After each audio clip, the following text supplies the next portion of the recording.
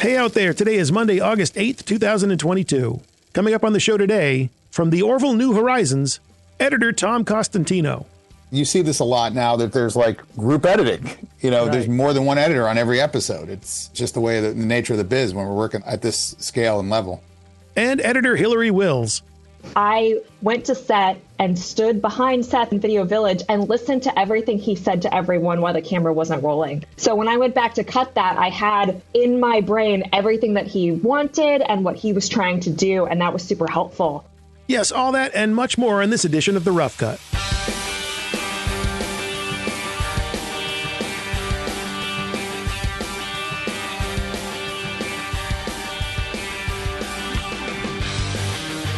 Well, greetings, my fellow humans, my fellow biologicals. Welcome once again to this thing we call The Rough Cut. Our 5-year mission, if I can make it that far, to explore the outer reaches of the post-production galaxy, to go where every other bozo with a podcast has gone before. And where has this mission taken us today? Into the safe confines of the Planetary Union, where we will meet up with two of the most beloved crew members of the Orville and the series The Orville New Horizons. None other than editor and producer About Town, Tom Costantino, and editor on the rise, Hillary P. Wills. Yes, love these two. They are an outstanding team and part of a larger outstanding editorial team. Very fortunate to have them with us today. Now, maybe you're not already a fan of the Orville, but hopefully after meeting Tom and Hillary, you will be.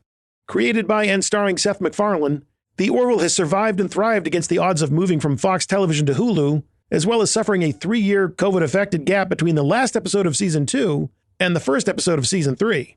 More on that in our talk with Tom and Hillary. In fact, all kinds of good things in our talk with Tom and Hillary. But first, we must discuss another force for good in our story crafting universe. Of course, I speak of extreme music. How important is music to a great show or movie? You know the answer to that. It's everything. And the place you gotta go when you need a song or two for your next storytelling mission is Extreme Music. Their vast catalog of production audio features music from everyone, from Trent Reznor to Tom Holkenborg. You know Tom, his mother calls him Junkie XL. No matter what names they go by, these artists are the best of the best. How do you find their awesome tracks? Well, you just do a quick and easy keyword search on things like instruments, genre, speed, vocals, era, mood, composer, any little details you have in mind for your story. They give you back tracks and various links with whatever instrumentation you need. You can even search for music that sounds like a reference track you give to them. All that power in one simple-to-use website where you can do all the licensing online or get a little help from one of their reps at an office nearest to you. So the next time you need the best production audio out there, check out extrememusic.com. All right, time to head on over to the bridge and talk some sci-fi editing. From the Orville New Horizons, here are Tom Costantino and Hillary Wills. I literally had no other option. I think I got enough juice to do this without juice, so let's do this. Perfect. The two of you have been together on the Orville for, I believe, 2 seasons now. Tom, you go all the way back to the pilot, and Hillary, you joined in season 2, and now here we are in what is not called season 3, but we'll get to that in a minute. Before we do dig into all that, I thought we would start off with how you each joined the show, where you were at in your careers at that time, what you were working on, things like that. Tom, since you cut the pilot, I thought maybe we'd start with you, give you the honors. Well, I was working on a couple of shows. There was a show called Dig, which was with Jason Isaacs, which was sort of like a CIA thriller. And then there was the reboot of Heroes, Heroes Reborn. And they're both sort of like visual effects heavy shows and, a lot of messing around in the edit room. And the showrunners were happy with my work, as was the post producer, who recommended me to this gang over here because they were starting up this show at the time called Orville. It did not have a the. So I came in, there were like 20 other editors. I happened to meet Brandon Braga, who's one of the EPs first, and a couple other producers. And I got through the first round, and I think they saw that I had some comedy background, and I obviously had VFX skills. And they also knew through the interview that I was a big, sci-fi and Trek fan, which obviously was a plus. Sure. But then, I had to get to the last round, and I had Jon Favreau on one side and Seth on the other side. And we were at Seth's office. This was like, and it took a while to schedule because they were obviously in pre-pro, and I had to I was finally getting a chance to go to the family away for a week. But of course I had to delay my ticket, but of course I would delay my ticket. And I finally got this interview the week of the break, and it was the two of them. And it was about 2 minutes of editing questions. I had come highly recommended between the post producer and Brannon. And then we just pivoted to Star Wars and Star Trek. And they asked me my favorite episode, which I think I've said was Chain of Command. And that was it. We just started talking about Star Trek in the original series. And that went on for about 40 minutes. And then they had to go because they had a meeting. And then I went to the bar at the Peninsula because it was late afternoon. And I ordered a martini because I was so stressed. And about 19 minutes later, I got a call and I got the job. Do you find that often when you interview for jobs, what is your favorite Star Trek episode comes up? This was the first. Well, it probably won't be the last. Actually, I've had people ask me what my favorite. I always get this, what's your favorite comedy? And it's like, and it always feels like when people are trying to, I almost feel like that's not the best question to ask about comedy editing, but that's a whole other conversation. It's this weird, generic, esoteric question, especially me being such a comedy nerd, but I'll save that for another time. I'll put that episode on the schedule. Hillary, how about you for joining the Planetary Union? So I was assistant editing for Lauren Connolly, ACE, on a Kevin Murphy show called The Sun.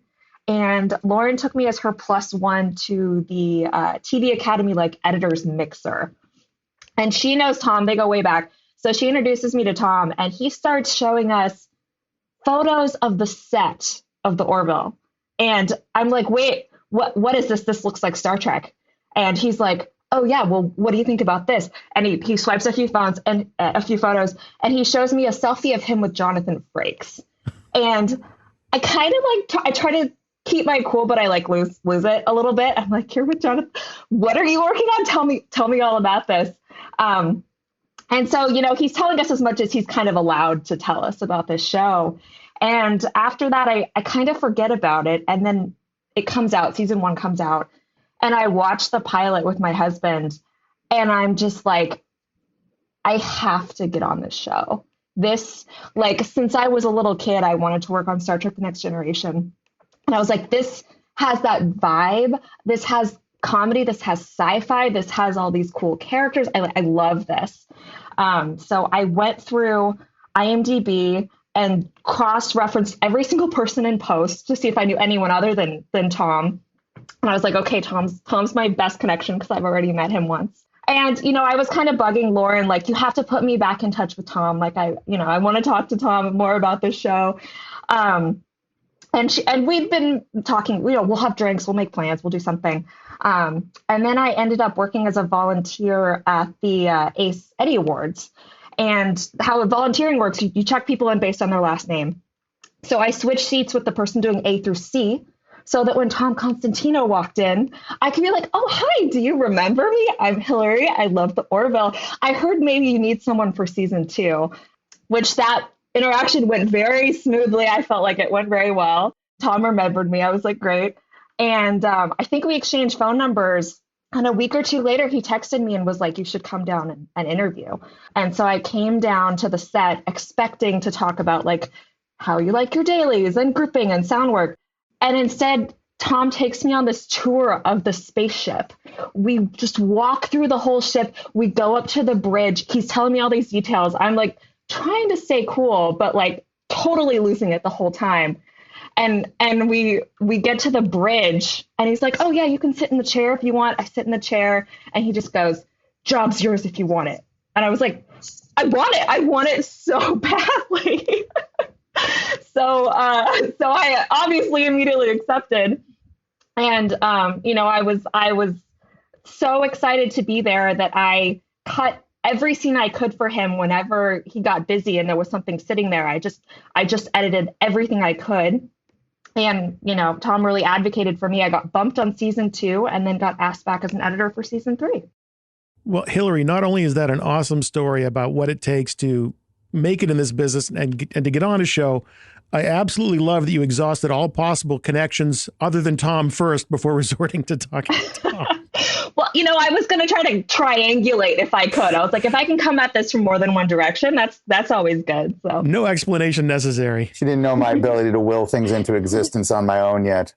That's it. In time, we'll all learn that. I didn't need to interview her because this is a compliment to Lauren. Obviously, I had met Hillary and I was like, oh, she's cool. But I trust Lauren implicitly. So I basically got to pre-interview Hillary through Lauren. I was like, well, I think this is a lightning in a bottle. Let me see if I can capture it. It's all about connections. Yeah. Well, Hillary used the word vibe talking about the show. And when the Orville premiered, I don't know that people really knew what to make of it. The prevailing wisdom was that this might be Seth's Family Guy sense of humor in a sci-fi setting. And after 3 seasons, I think it's pretty clear that he was reaching for much more than that. And the show really stands on its own in the sci-fi world and has a rabid fan base to match. Still, I think you can argue that the tone of the show has evolved from season to season. And season 1 did seem to lean more towards the comedy and the landing of a joke as opposed to where we're at now in season 3. So I'd love to hear your take on the evolution of the show from a tonal standpoint and how difficult it was as editors to manage that from season to season and within each season. The good thing is we have the scripts from the start. So we at least get a season-long evolution at the beginning, which not only helps us sort of track story, but, we kind of know what jokes and tonal stuff needs to land, or we know that like this episode's going to have more humor in it. So we can exploit that in that episode. And then down the line, we can sort of be more serious. It's like it's basically, and this is, we were sort of a streamer show before we became a streamer show because, I'm talking now 5 years ago for the start, right? 2017, right? Not just season 1, but the start of season 2 is almost like 4.5 years ago. So, and television has evolved, exponentially since then. So, coming into this season, I think, and we saw the scripts and we were like, oh, there's some heavy dramatic chops. I see we're doing a little pivot here. And we just kind of lean into it. It's sort of the same thing that we did in season 2 and not so much season 1. But if we were cutting a dramatic scene, we cut it as a dramatic scene. If we were cutting a comedy scene, we cut it as a comedy scene. And we just, most of the stuff came organically from the character. So it was, in some ways, it was almost easier just to let the material be than to try and sort of like manufacture into something more comedic more comedic than it needed to be, I guess is the best way to sort of put it. It's like the show grew up with us and we grew up with the show. So we were able to sort of like just let it unfold as it should. I feel like even watching season 1, you can see the evolution of like the show becoming its own thing and having its own tone and kind of finding this balance between drama and comedy. With season 2, with editing it, I found it was kind of a faster pace than was my inclination. Like Tom was having me, he's like, you got to speed this up. This is funny. This is a joke. You got to take some air out. And I felt like I had to adjust season 3 with the way I was cutting things because we did kind of slow it down and find the drama that a lot of time the note I would get from Tom would be like, you cut this like season 2, but now we're season 3, let it breathe. We'll put in the look. And so we did kind of have to adjust for that. But Tom's right that like, the source material, like it is more dramatic in season 3. It makes more sense to have it be that way. So I think we kind of found it pretty quickly. He was evolving with us, Seth. So I thought that was kind of interesting. Like there was stuff that, obviously thanks to COVID, we were cutting these episodes for 2+ years, so something that landed well with him in, let's say, December of 2019, as the show began to evolve, he would let things breathe. He would know that the orchestra, he realized that he had the freedom to allow the actors to act. So even he sort of altered his pacing. And then, when time for the jokes, we were doing our usual snappy, fun, fluid morphe joke fun. But he was also sort of, I don't want to say learning, but he was also evolving with the material. As Seth was learning and evolving, was he vocal with you about, no, the Orville is this now or at any point? Yes. Yeah, he was overt. Well, no, that makes it sound like it was more of a moratorium. It's way more casual and organic. So, he's a thinker, and I mean that as a compliment. So like he'll think the material as he's going, and he has some things in mind, like, he's developing a lot of this as he's writing. So he has he has a large cranium to remember like what his motivations are and why the dialogue, like he's very dialogue focused. So, and that's part of the charm of working on the show is that it's like a puzzle piece of like why he has this bit of dialogue here and why there's this moment of pause there. And so, you kind of like learn some of it as you go. Sometimes he tells you at the beginning, sometimes as we're working on it, it'll trigger something that he remembered during the writing process, and we'll discuss it and do it. But there wasn't like, it's season 3 now. But once in a while we would make jokes like, oh yeah, there should be a button on this, but that's season 1, or like maybe we should put a button on this and maybe write something in. So much about the Orville over its lifetime has been up in the air. First, Fox has to renew the show. Then Disney acquires Fox, and the show finds a new home on Hulu. And then it's time to get down to business on the 3rd season, and everyone's favorite pandemic comes to town and blows that all up. So suffice to say, there were 3+ years between the last episode of season 2 and the premiere of New Horizons, which is just ridiculous. And Tom, you already kind of touched on that a little bit. But that does give you plenty of time to recharge, to retool, even refine your workflow between those 2 seasons. Did you do any of those things, or is the way you work on New Horizons basically the same? Pandemic aside, we'll get to how you dealt with the pandemic. But, compare working on New Horizons to your process and the tools you use to season 2. I'd say the biggest change between the two is we kind of had a new structure in season 3 where Tom was officially like our supervising editor. And so, me and Bart and Kevin, we realized early on, like we all have certain ways we like to work and organize things. We're like, oh, actually, we all need to like streamline so that Tom can find things and have it be uniform across all the projects for everyone. So we kind of had to like line up, okay, this is how we're doing the bins. This is how we're doing script sync. Everything has to match. And I'd say the other big thing that changed, which this is also a COVID thing that I know we'll get into, is they started doing a lot of crossboarding scenes. And so it wasn't so much like, oh, I'm doing episode 7, I'm cutting all of episode 7. It was, okay, everything they're shooting this week is 5 and 6. So Hillary, can you cut this scene for me for episode 5? Which was kind of fun. Yeah, everybody worked on everything. I mean, we tried to keep some sort of linear, like up until about March or April of 2020, we tried to keep, where I would like watch a cut, I'd give some notes, maybe someone would pick up a scene. We tried to have some semblance of order. But once April hit, then it was like, it was a fire drill. And that's fine. We all happen to work well together. We're all friends. But it's like, you see this a lot now that there's like group editing, Right. There's more than one editor on every episode. It's just the way the nature of the biz when we're working at this scale and level. So knowing that's how you sort of refine the process from season 2 to season 3, Tom as supervising editor and also producer, which we'll talk about in a minute or two. Tom put up air quotes, I guess, over around producer, which should make no, I'm kidding. No. Don't get me in trouble. You can put this in, but don't get me in trouble. I make no promises. I know. The editorial setup and the crew, you mentioned Bart and Kevin. Tom, just give me just an idea of like what is the norm in terms of the setup for the Orville in terms of personnel as well as equipment.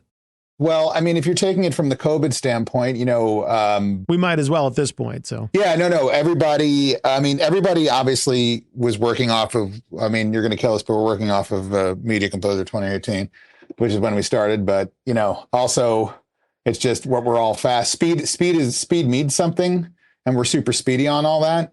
Obviously we use script sync. We live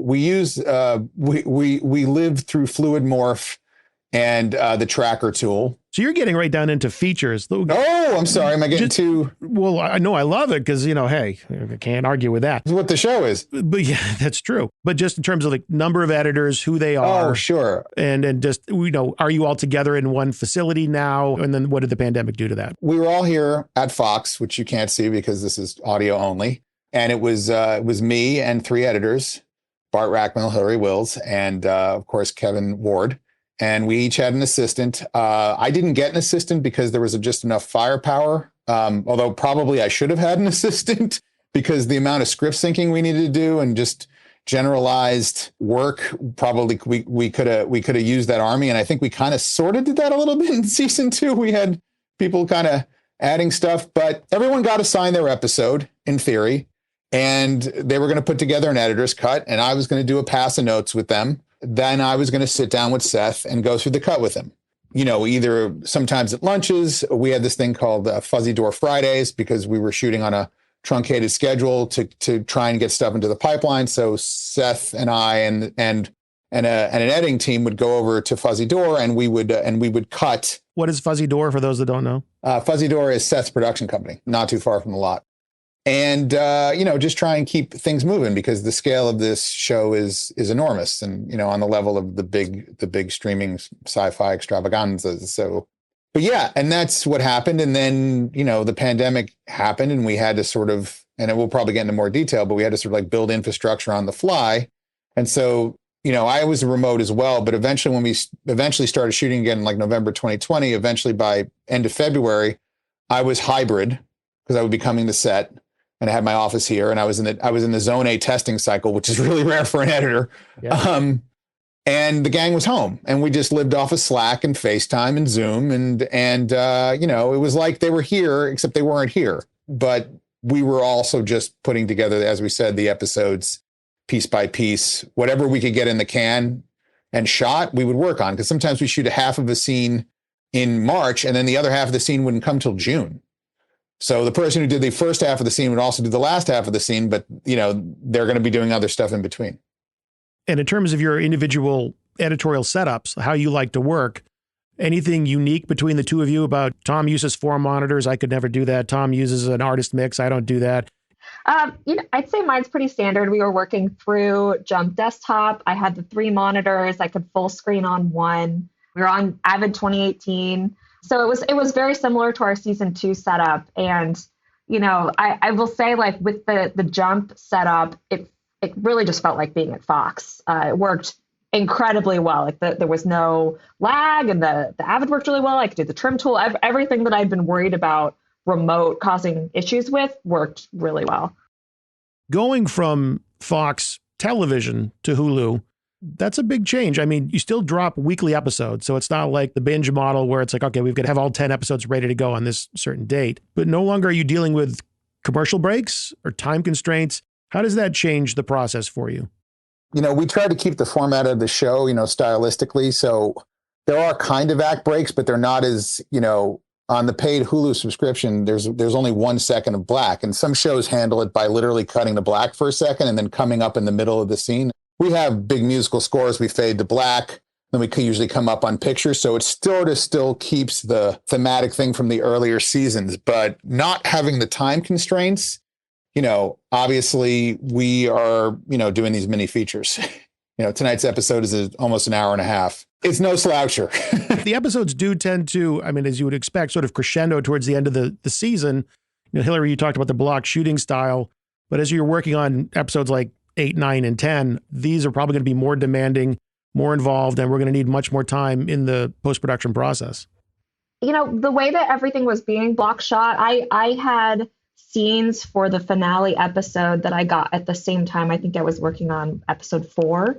So the schedule per episode didn't really exist. It was just, as we got it, we cut it, and then Seth was trying to go in order through the episodes. So some of them, I'd say 8 is a huge episode, 9 is a huge episode. In terms of the schedule, we knew that those would take Seth longer to work on, but I don't know that it necessarily affected how long it was taking us. We just kind of took it scene by scene as things were coming in.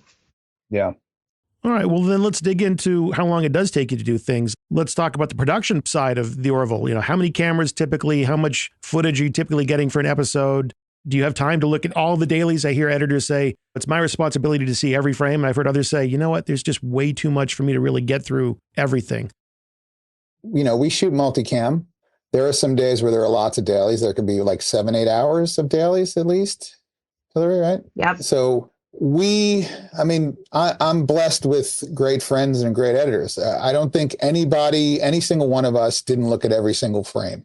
There might have been a couple of scenes where, things got crunchier, where I trusted Hillary to cut a scene and I rolled takes.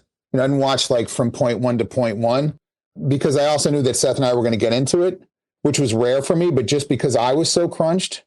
But mostly we tried to watch every single frame, especially before the end of the pandemic. Before the pandemic hit, every single frame. But, we would also play to our strengths too.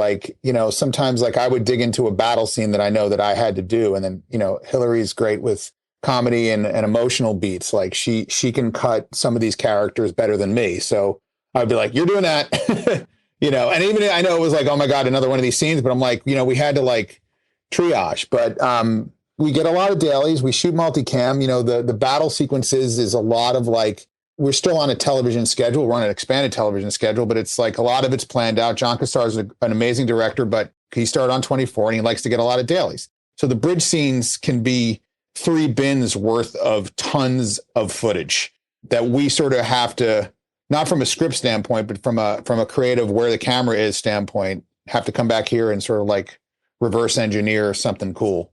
But it's in there. John knows what to shoot, but he's also very good, and Seth too, very good at letting us figure out how to sort of put it into an adventurous piece.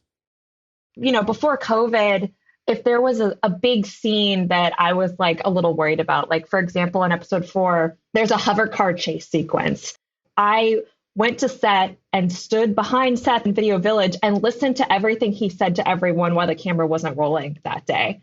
So when I went back to cut that, I had in my brain everything that he wanted and what he was trying to do. And that was super helpful. So by the time we were working from home and COVID had happened, I was purposely watching everything in between the takes, trying to hear what he was saying. So Tom's not exaggerating. I watched everything, trying to get all of that information that might not be in the notes, anything that I could overhear.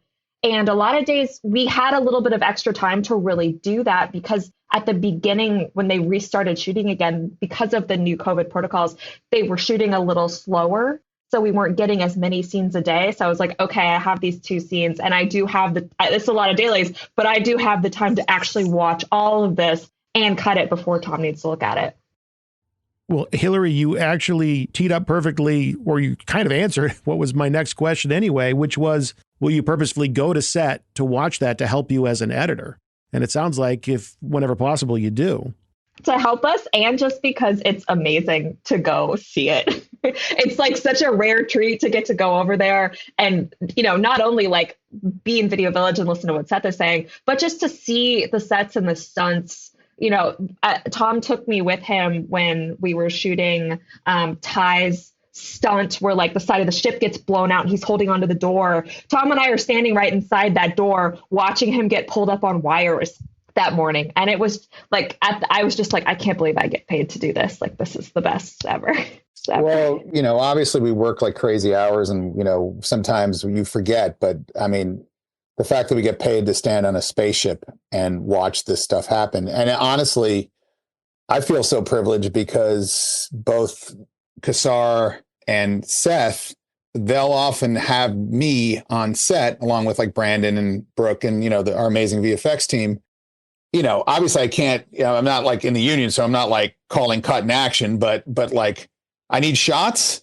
I ask for the shots and then they get shot. So like, and it doesn't have to go through like the post team or this like Byzantine thing. It's like literally like, hey, can we get a shot of this?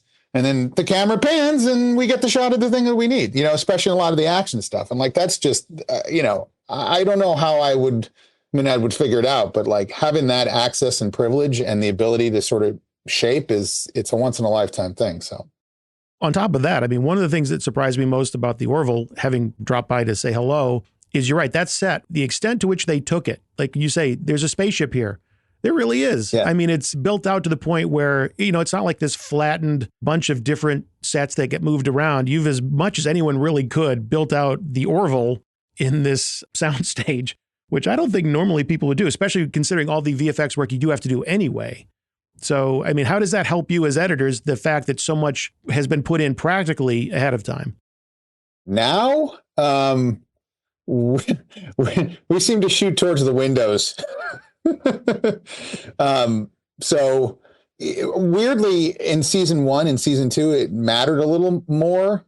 But I think Seth and the team wanted the freedom to just shoot the best scene they could. So if it ended up being a star curtain, or not star curtain, that's season 1, but if it ended up being like a star shot or something, so be it. I mean, suddenly our lovely new season 3 engine room, that was never visual effects unless we shot up at the sky. But now there's this giant glowy ball core that is like entire one side of the line. it totally builds this whole, immersive world. But now every single one of that is a shot.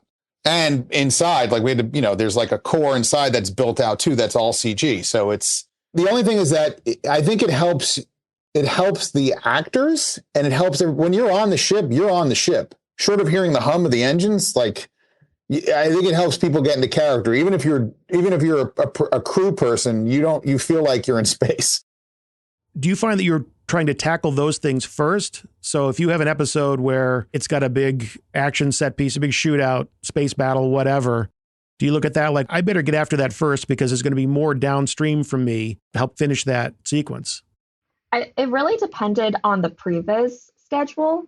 I originally, with the schedule, I was the second editor starting, so I assumed I was doing episode 2. And I read the script for 1 and 2, and I was like, glad I'm not doing 1 with that dream sequence. That's crazy. And then I walk in and they're like, oh, we shot 3 first. You're doing 1. I was like, oh, okay. And there was already a full previs pass of that battle before I got there. So it just kind of depended on where they were in the pipeline with what they gave us with previs. And then, we would always do a pass. We would put in slates for where we thought we were going inside the ship, outside the ship. We'd always go over that with Tom. We would do like a full sound pass to that before they shot a lot of times. So it did take a lot of work up front if we had those previs pieces. Well, it seems like you have 7 or 8 visual effects vendors, I'm guessing, I think. Yeah, I think there's more now. Really? Okay. I mean, we had to expand. I mean, and this is a testament to Brooke, and I'm not saying this because she might listen to this. I'm saying this because she's the master of time and space. But when you're doing basically 3 features, 6 sub features, and 2 extended, is that right? 1 extended episode. So I was going to be 11, but it's 10. In 3 years, in the time it takes, 1 Marvel movie, you gotta get inventive. Plus also, and I say this, we don't cut corners anywhere. So there's no efficiencies in terms like, we'll just swap this shot together. We'll just, this. So we had to expand, and COVID added some extra challenges. But, there's the main vendors. I mean, Fuse, who is amazing, does a huge chunk of the work. Crafty Apes does a big chunk of the work. And then there's other ones. But, Fuse has taken the lead on some of your favorite stuff. Well, the reason I ask is I've been fortunate enough to see you two in action demonstrating how you do what you do. And something that I watched you explain was some temp visual effects that you did. It was the episode where Gordon got his leg cut off. Gordon, yeah, you used the ham hock for Gordon's leg. I won't explain all that part of it. But you went to what I would consider great lengths, I guess it's all relative, but to really pull that shot off in the Avid. So, I mean, knowing that you have all these visual effects vendors, why would you bother to really go to such lengths to get the shot almost finished in editorial before it goes anywhere else? Here's the thing. This is not an insult to, I do believe in the dog and pony show, depending on where you're screening stuff. And we were still in season 1, and, people, we were under a lot of watchful eyes, and being able to sort of demonstrate what the scene can be. People say they can look past these notes, and I'm not talking like Seth or stuff. I'm talking about like studio executives or even focus groups or this kind of thing. But if you have the time and the ability to sort of create an immersive experience, especially if you're on a pilot or a season 1 show, I tend to do it. As we evolve later in seasons, if it was something that was mission critical for timing, yes, we would tempt the hell out of it. But, Yaphet, we don't put a fake Yaphet in and have him squish around the screen. It's like empty space, enough headroom. Good. Move on. So, I think it's important to give people an idea what the hell's going on early on. I was just going to say also that Tom is incredibly skilled at doing temp visual effects in the Avid, to an extent that I'd never seen anyone do stuff like that before, that I spent a lot of time deconstructing what he did and trying to reverse engineer how he was doing it. So I think, the rest of us kind of leveled up our skills too. So once we kind of knew how to do those sort of temps quickly, why not just do it and have it look good? And really then, everyone who's seeing the cut really knows what you're going for. And they know it's going to be improved in the final. But it wasn't something I would say that was really costing us a lot of time or slowing us down as we got better at it. We're just finishing the scene and making it as good as possible. So to talk all about the visual effects part of the Orville would really not do it justice because the music plays such a huge part in it. I mean, I think it's like a 75-piece orchestra that does the music for each episode. 90. 90? 90 this season. Wow. So you added a few people. But I have read Seth talk about how you score the show like a film, that you really do put as much into it as you do into the effects. We should talk about your process with score and with sound. There are editors who say, I don't like cutting with music, even temp sometimes, just because I don't want it to influence the way I cut. Then there are others that sort of lead with music. What is your approach overall to how you work with temp score and then ultimately integrating the real score? We would do a full temp music pass on our editor's cuts always. And, you know, when I worked in like true crime and reality, I kind of like to start with music and kind of like build a scene around the cue. And that's not how I approach scripted at all. I do all my music pretty much at the end after I've built the full cut. Then I do a pass where I go through and I score everything.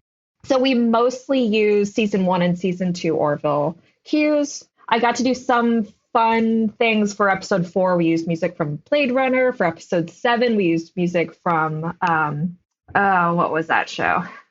I don't know. I forget. We used music from something else. But we got to go outside the box a little bit.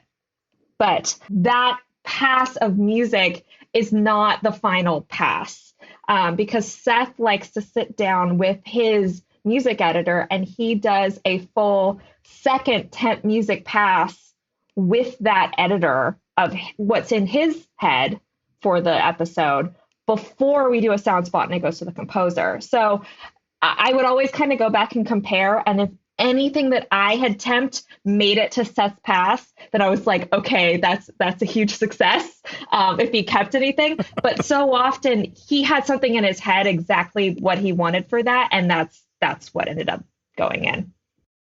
It was sort of one of the things where, when we needed some efficiencies, like, we both happen to be really good music editors, and actually Bart and Kevin are too. I mean, I started unscripted, as we know, and I take pride in my temp scores. But what we really became is giving Seth a sandbox in which to maybe take something from or move something around or use. And it wasn't totally useless. Like, we would have to send out temp cuts, like out of respect to John for his director's cuts. We didn't want to send him dry, boring stuff because he's very visceral in how he looks at stuff. So there was a lot of purpose to the temp cuts. But in the end, we were teeing this up for Seth. And that's basically Seth's notes to the composer. We would do a music spotting session, but his music pass is his basically shorthand to these amazing composers that we have, like Joel and Debney and Andrew and all that stuff. So it's just a different process. But also, if the scene worked dry, we knew it was going to work with music. That's a good point. Well, how about the sound setup? I mean, one of the things that I was delighted to see, I think the first time I came by the cutting room, was, Tom, you have this artist mix sitting there. And it's basically an 8-channel fader mixer for those that aren't familiar with it. And I said, oh, that's cool. What's that for? And he says, Seth uses that to mix the show. So that seemed quite unusual to me. Give me the scoop on that part of the process. Well, I actually just shipped the mixer that you gave him over to Fuzzy Door to have over there. So now Seth has my S1 over at Fuzzy Door? Yes. Okay. He said it was for him, didn't you?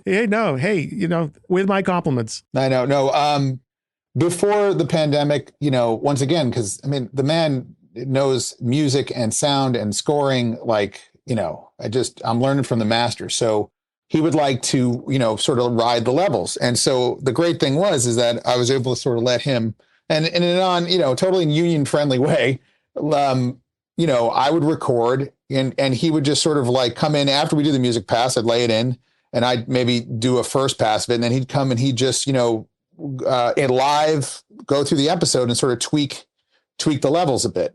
Once we got into remote, he was doing it with his music editor, Patrick, because it just from the COVID protocols thing. And then we would get it back here and then we would adjust and he would just listen to it and would be good. So he was doing it now remotely from where he was at. And then we would just be importing it. But if COVID were fine, we would have done it for all the episodes.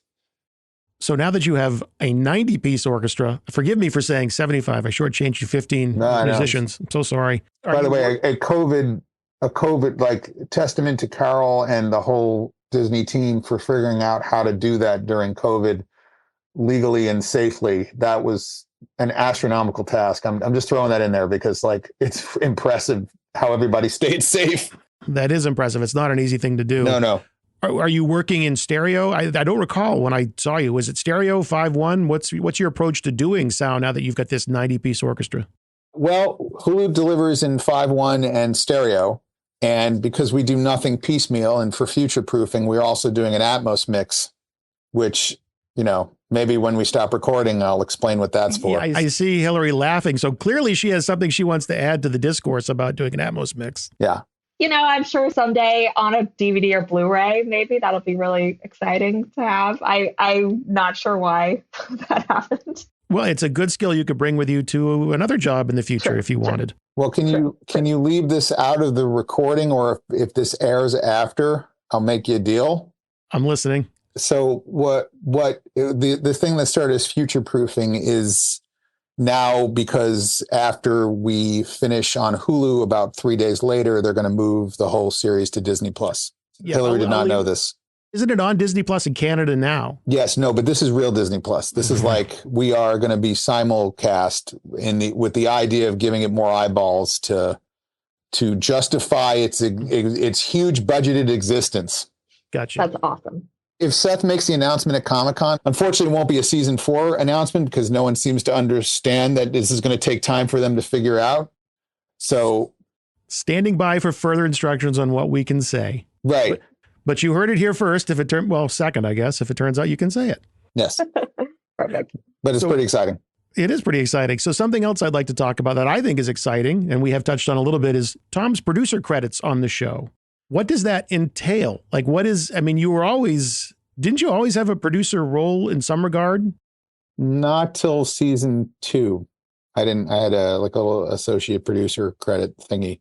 I mean, this show is obviously, and I really appreciate the amount of involvement that Seth, and it's really Seth and others, give me, like being able to be involved in the marketing stuff, and obviously, like a lot of second unit, like I was saying, and just generalized like support of post in general is a generally strained department, but on this show it's at full throttle. So let's just say we, and I'm pointing to the two of us, provide support.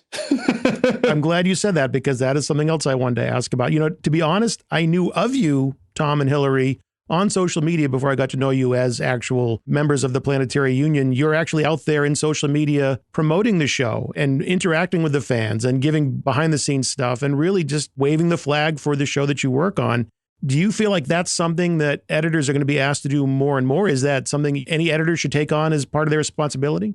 I'd say it's something you have to be really careful about, because you don't want to be sharing things you shouldn't be sharing, which is something that Tom ended up dealing with. We would have actors share things on Instagram that were huge spoilers that he would find and run over to set and be like, please delete this, which was a whole other thing to deal with.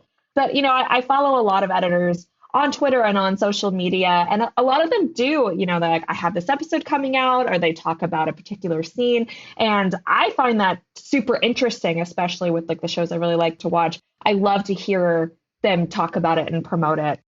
And then, of course, Tom has taken this to a whole new level. Known online as the Orville Alexa, because everyone knows they can ask him all of their Orville questions. And I think that's a testament to the way he's been able to like promote the show and the trust that Seth has given him that he can share these things. Oh, thank you. No, I mean, it's one of those few things where I don't have a lot of oversight. So it's like, it's just mostly done for pleasure. And obviously it's good to, during COVID, it sort of had to become sort of the cheerleader kind of thing. But this all stemmed from Seth. This was sort of Seth sort of put me out there like in the middle of season 2. And, obviously, he'll send me stuff. I'll send him stuff to tweet. He'll send me stuff to tweet. I run anything controversial through him, but the spoiler thing that Hillary said was really funny, because and I have to give kudos to some of the fans and our podcast gang, Joe and all that gang, because they were sort of like spoiler police. But on the first day of shooting, we had like a big conference. We were shooting in the conference room first day. I'm talking about like in October 2019. And they started giving the spiel on social media. And Howard, our line producer, executive producer, goes, if you have any issues, find me, find this, and find Tom. And I'm like, what? So it's just like I got grafted in to this thing. But we've had a couple things where, I'm not going to lie, where we're like, the hell is this? Like, that's from this episode. That's a $7 million. What are you doing? I've had some mornings that have not been that fun until they're down, but that's not about editing. I'm not going to lie. I would love to hear those sometime. I'm sure now is not the appropriate time to do that. I will transition the discussion to the role of the assistant. Hillary, I loved your story at the beginning about getting on the Orville and sort of stalking Tom in a way. I get so many questions from aspiring editors, aspiring assistant editors. I get questions about how do I go from being a PA to being an assistant, going from an assistant to being an editor, whether they were opportunities that came to you that you were able to take advantage of or opportunities that you were able to manifest yourself. How did you get from being an assistant to being an editor? Well, when I was editing very early in my career, when I was in true crime, I went from assistant to editor in about a year. And I cut 40 episodes of a show called Call 911 when I was 22 and tried to then be like, okay, I'm an editor now, go apply for editing jobs. And people were like, you're 22, get out of here. So I went back to assisting and I kind of bounced back and forth. I did reality assisting and cut in true crime. And eventually made my way to scripted assistant editing. So by the time I was assistant editing and scripted, I'd done a fair amount of editing. It's really difficult to give a scene to your assistant to cut when you're on a new show and you're doing a new episode, because you're really trying to prove yourself, and giving notes to an assistant is kind of like a different skill than just cutting it yourself. And so really where Lauren was at in her career, she was happy to give me notes and work with me, but we always both cut a scene, and we would compare them. But it wasn't like she would be like, oh, take an act. She wasn't quite ready to let go of that part of the show yet, which now that I'm cutting, I feel the exact same way. And so I'd done a lot of shows with her, and I was kind of thinking, I need to branch out. I need to find someone who will just give me a little bit more to do editorially. And so I wasn't exactly sure what my next move was going to be. And I actually had an interview to edit like a web comedy series that I was like, okay, this is at least editing, but I was planning to take that interview when Tom called me about the Orville. And I was like, I would rather assist for another year on the Orville than cut this comedy thing. Like, that's how much I love the Orville. I would just be happy to be an assistant. But I told Tom up front, I was like, I want to cut scenes. I'm trying to move up. And he was like, great, you'll cut scenes. And really him being a producer is what helped me, because he would get called to set all the time. Like, you need to come look at this. You need to come talk to this person. And so I would do all the dailies, and I've done the script sync. So I've watched all the dailies. I'd be like, he's going to be on set for another 2 hours. I'm just going to cut the scene before he gets back. And he was just so gracious and being like, fine, let's look at your scene. I'll give you notes. Okay, and I just asked for more every time. And he kept saying yes. Be like, can I have an act this episode? Can I have 2? Can I have 3 acts? Until eventually I wound up with an episode. So it was persistence and being ready, and Tom being gracious enough to give me that opportunity. Well, before I ask you both the flip side of that, which is how do you bring an assistant along as an editor? Hillary, you brought up a point I hadn't thought of, and I think we should talk about a little bit. And that was, you said, I was doing true crime, and within a year, I went from being an assistant to being an editor. Are there different types of shows, whether it's unscripted, scripted, or different genres in scripted, where you think it's easier for an assistant to move up to be an editor, or is it really just situation dependent? I think definitely in non-union, unscripted, it's a lot easier to move around. A lot of times because there's just a higher turnover there. They have tighter schedules, lower budgets. So if you're just kind of willing to stick around, a lot of times you can get those opportunities. Whereas I think in scripted, it's a lot more difficult because the budgets are really big and you have these big showrunners. And it's also just networking and who you know and what show did you come from that I think it's a lot more difficult. I'm very much about, and I rarely toot my own horn, but I will here. I'm very much about promotion and supporting and mentoring, because I got where I am, which is whatever it is, by people taking a chance on me. That's how I got into scripted. That's how I got a lot of my first jobs. That's, support. And you remember those people. And Hillary, forgive me for saying this, but like, it's not a coincidence that on season 3, everybody who was an editor on the show coincidentally also assisted for me in the past. So, but they were all editors. They just happen to still be assistants, and they had done some editing, but it was time for them to put me into forced retirement because they're better than me kind of deal. And that's the only way to do it. It's like without support, without somebody, I happen to have that opportunity here to sort of be able to do that. And believe me, it comes and goes on the job to job thing. So there's an opportunity to promote and mentor and move people along. So I tried to exploit it as best I could. So we've now reached what I would call the closing stage of the interview. This is where we bring the Orville back into the dock. So a couple of wrap-up type questions. For each of you, you get to take one scene or sequence from the series for your reel. Which one would it be and why? I think the episode 4 hover car chase. I had never cut a car chase before, and I was really nervous about it. I watched every car chase and especially flying car chase for reference that I could. And I even, one of the notes that Tom gave me after we first got the previs is he was like, this feels a little slow. This needs to feel like a car chase. It needs to feel like it has some more action. And so I imported car chases from 12 different movies, cut in shots from those movies for shots I wanted them to build for me, and kind of built it that way, took it back to visual effects. Some of the shots are like, okay, that cost millions of dollars from Phantom Menace. You can't have that. And, a shot from Total Recall, they're like, fine, we'll build that for you. So some of those shots that I built in there are in the show. And it was just such a fun, collaborative sort of experience making that it's probably my favorite thing in the whole season. Actually, that did give me a sec, because I was originally going to say something like the drone sequence or the plane crash, which is sort of in my wheelhouse, getting to work with Brandon and the VFX team, and obviously Hillary, and, sort of crafting the action in the edit. But really thinking about it, I think in hindsight, that Topa going back into the Mocklin courtroom scene, I am super proud of that. And getting to go in through all the old footage, figuring out new angles, figuring out how to seamlessly integrate. Obviously, the visual effects team made it look beautiful, but building I built that storyboard, and then Eric also helped with that too. But being able to sort of literally plan out that sequence along with John and Seth and being an integral part of it, that opportunity is never going to get to come again. So the greatest compliment was that people said oh, I just thought you just, we just thought you just keyed them into old scenes. I'm like, uh-huh. And that to me, the invisible art, that's chef's kiss. So I think it would be that scene. I think those are both excellent answers.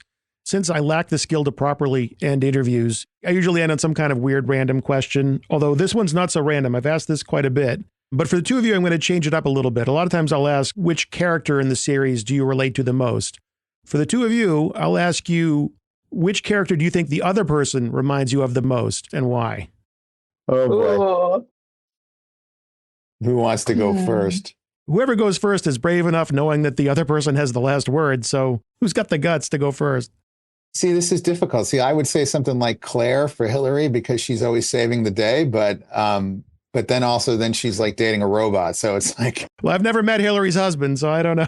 Oh, he's the best. That's not. No, Isaac has emotions in episode 7. I think he would be flattered by that comparison. Yeah, no, I would say it'd be someone like Claire, also the most substance, the ability to be serious and funny at the same time, always saving the day, and by the way, also empathetic and understanding other people's scenarios and place in life. We'll say her. Not that I don't like Kelly or the other actors, but I'd say Claire. Well, thank you. That's who I would pick for myself. Actually, it's Claire. I think I would say Tala, because she is kind of in the background, but she's also the strongest person on the bridge, kind of really holding a lot of things together more than maybe you would realize at first glance. Is this for Tom or for you? For Tom. Holding it together, huh? Tom holding it together. I appreciate that. Wow. Yeah. Okay. I'll be on that vibe. Yeah. Well, that one was long overdue. And how could it not be with 3 years in between seasons? Hopefully we won't have to wait that long for the next one. Hopefully there will be a next one. For now, you can enjoy 3 seasons of editorial wizardry from Tom, Hillary, and the rest of the editing crew over on Hulu and now Disney+. And of course, a heartfelt thank you to my dear friends for making some time to talk with us today about their craft and their careers. If you would like a career in the editorial craft, I can't think of a better thing you can do, besides making sure you have fresh breath, than to learn all that you can about Avid Media Composer. Script Sync, Animat, Fluid Morph, these things all mean a ton to pro editors. You should know them. The best way to do that is to follow the link in the show notes that will take you right to the Media Composer page on avid.com. Well, my friends, our mission to explore all things editorial has come to an end, but only for today. We will continue our trek into the editing suites of the best and brightest next week, and hopefully for many more weeks to come. Until then, this is Matt Fury thanking you for joining me right here on The Rough Cut. I need shots. I asked for the shots, and then they get shot.